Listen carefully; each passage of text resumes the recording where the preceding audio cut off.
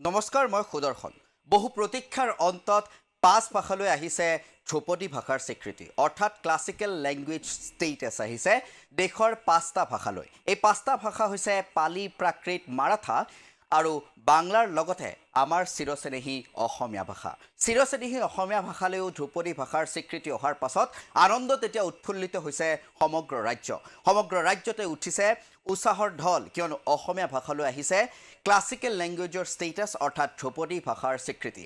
ধ্ৰুপদী ভাষাৰ স্বীকৃতি অহাৰ লগে লগে অসমীয়া ভাষাৰ ক্ষেত্ৰত প্ৰতিষ্ঠা হ'ব এক নৱযুগৰ স্বীকৃতি। এই স্বীকৃতি পোৱাৰ পাছতে অসমীয়া ভাষালৈ আহিব বহুতো ভাল খবৰ আৰু ক্লাছিকেল লেংগুৱেজ বুলি স্বীকৃত হোৱাৰ লগে লগে সমগ্ৰ বিশ্বতেই আদৰ সন্মান বাঢ়িব অসমীয়া ভাষাৰ। ৰূপকৰ জ্যোতিপ্ৰসাদ আগৰৱালাৰ ভাষাৰে উজ্জ্বল সুজ্জ্বল কহিনুৰ পিন্ধি জগত সভালৈ অসমীয়া ভাষা যোৱাৰ যাত্ৰা যেন কিঞ্চিত পৰিমাণে হ'লেও আৰু অধিক ত্বৰান্বিত হৈছে।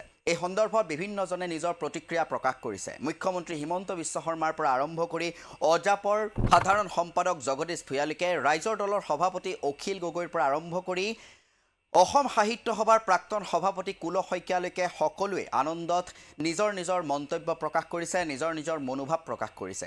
ইয়াৰ আঁৰত আছে বহুতো পুৰুধা ব্যক্তিৰ অক্লান্ত পৰিশ্ৰম। কিন্তু এই মুহূৰ্তত আমি এতিয়া বিতং তথ্যলৈ যাব বিচাৰিছোঁ। দেশৰ পাঁচ ভাষালৈ ধ্ৰুপদী ভাষাৰ স্বীকৃতি। কেন্দ্ৰৰ অনুমোদনৰ পাছতেই অসমীয়া ভাষায়ো পালে ধ্ৰুপদী ভাষাৰ স্বীকৃতি। সমাগত নিৰ্বাচনৰ বাবেই এই সিদ্ধান্ত নেকি? মহাৰাষ্ট্ৰ, অসম আৰু পশ্চিমবংগৰ নিৰ্বাচনত পৰিব নেকি প্ৰভাৱ? এই মুহূৰ্তত অসমীয়া ভাষাই যেতিয়া ক্লাছিকেল লেংগুৱেজৰ ষ্টেটাছ পালে বা ধ্ৰুপদী ভাষাৰ স্বীকৃতি পালে, তাৰ লগতে মাৰাঠা ভাষা আৰু তাৰ লগতে বাংলা ভাষায়ো কিন্তু পাইছে এই স্বীকৃতি। লগতে পালি আৰু প্ৰাকৃত ভাষা, যি বৰ্তমান সময়ত চলন্তি অৱস্থাত নাই, সেই দুটা ভাষায়ো কিন্তু পাইছে ক্লাছিকেল লেংগুৱেজ ষ্টেটাছ। কিন্তু এই মুহূৰ্তত এটা অন্য দিশৰ বিষয়ে আলোকপাত কৰিব বিচাৰিছোঁ। সমাগত মহাৰাষ্ট্ৰৰ নিৰ্বাচন। মহাৰাষ্ট্ৰত নিৰ্বাচন অনুষ্ঠিত হোৱাৰ পাছতেই অসমৰ নিৰ্বাচন আহিব 2026-ত আৰু তাৰ পাছতেই পশ্চিমবংগৰ নিৰ্বাচনো সমাগত।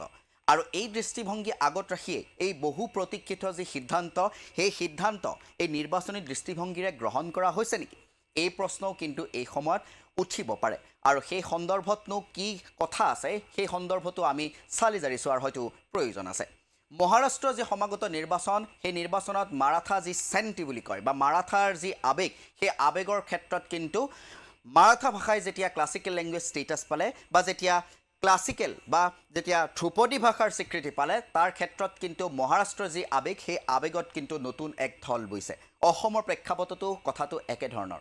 অসমীয়া যি স্বাভিমান, অসমীয়া যি আৱেগ, তাতো কিন্তু ত্বৰান্বিত হৈছে। পশ্চিমবংগৰ ক্ষেত্ৰত, বাংলা ভাষাৰ ক্ষেত্ৰতো একেই কথা প্ৰযোজ্য।